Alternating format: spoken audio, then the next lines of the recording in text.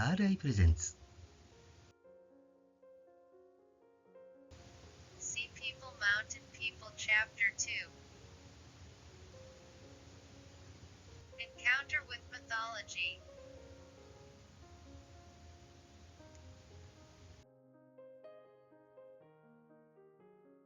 Previous overview. They took refuge in a place prepared by their mother to escape the threat of the Wajin. However, the situation became unstable due to the large number of people who gathered at the evacuation site.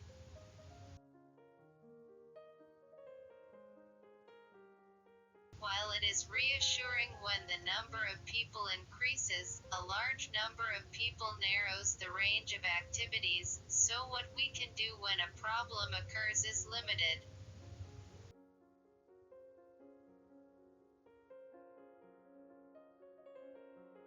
Are they planning what to do next? So, in order to find out about our future plans, I asked Tokupchup to ask the man who led us to our accommodation about his plans.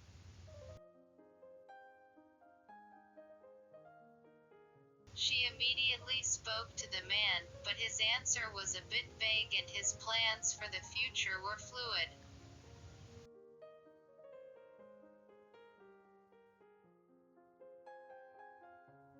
According to the man, the first priority is to find out about the situation of her parents, and at the same time, they seem to be checking to see if the Wajin are looking for their daughters.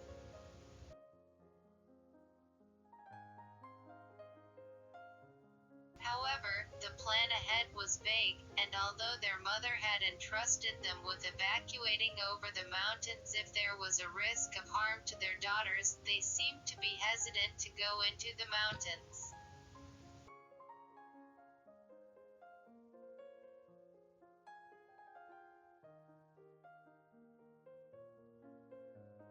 It is true that it is quite physically demanding to go over the mountain.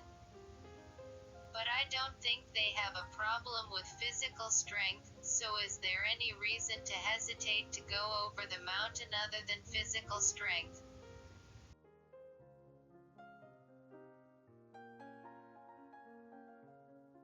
The reasons for this are complex, and according to Tokupchup, it is a food problem.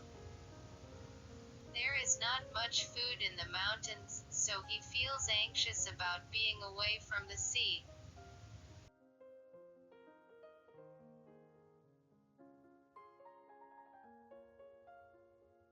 One of the factors of anxiety is related to the number of people, and as the number of people increases, the migration slows down, so a lot of food is required.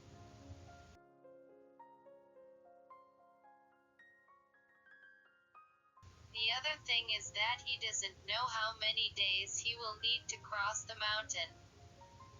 There are no maps in this day and age, so he can't make a plan unless someone understands geography at least.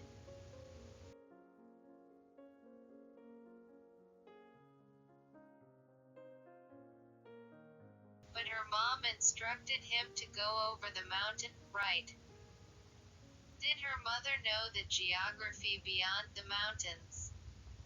It's strange. When I told Tokupchup about it, she replied, maybe our ancestors taught us.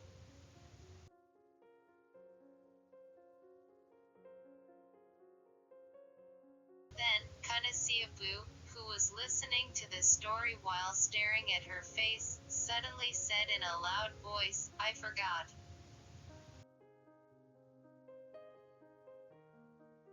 She continued, if I ask our ancestors, they may know about our parents, and I am worried about our grandmother, so I will go to Palakodan to do so. She said so and stood up.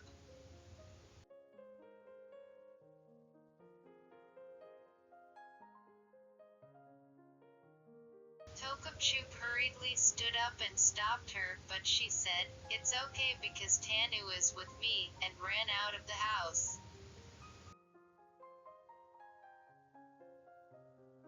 Tokapchuk followed her, but Kanasiapu's feet were fast. When she reached the shore through the forest, she went straight into the sea.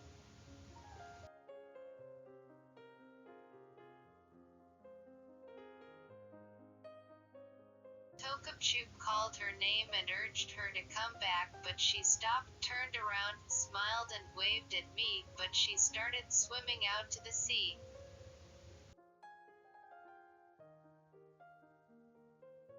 Wow, beautiful way to swim.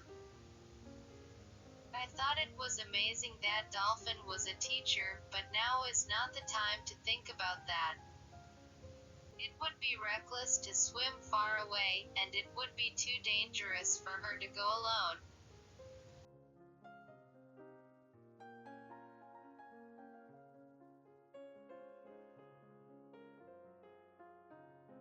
As we stood helplessly on the beach, we saw the dorsal fin of something moving towards the Kanasiapu at great speed across the sea.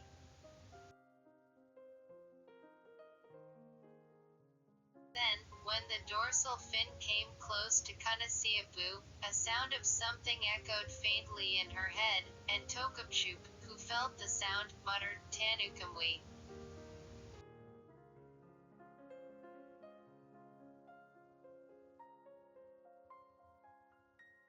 When the dorsal fin came to the side of Kanasiapu, it disappeared from the surface of the sea for a moment, and the next moment the figure of Kanasiapu appeared on the back of something.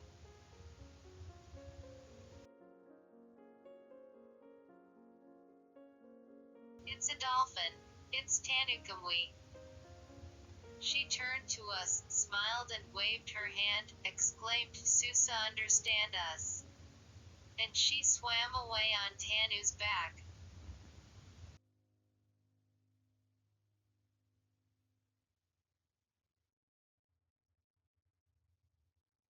We could only watch again. We were stunned on the shore until the back of the Kanasiapu became smaller and smaller in the distance, and we could no longer see it.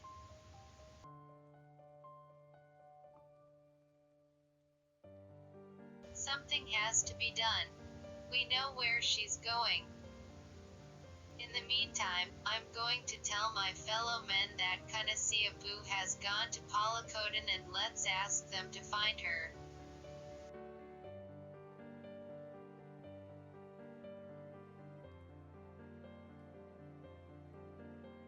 When I told Tokapchuk about it, she ran back to her lodgings without a word, and she held her ragged breathing as she begged several men to help her sister.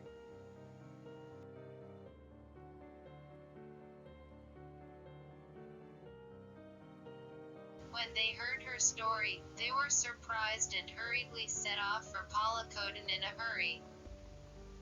All we have to do is wait. Please come back safely, Kanasiapu.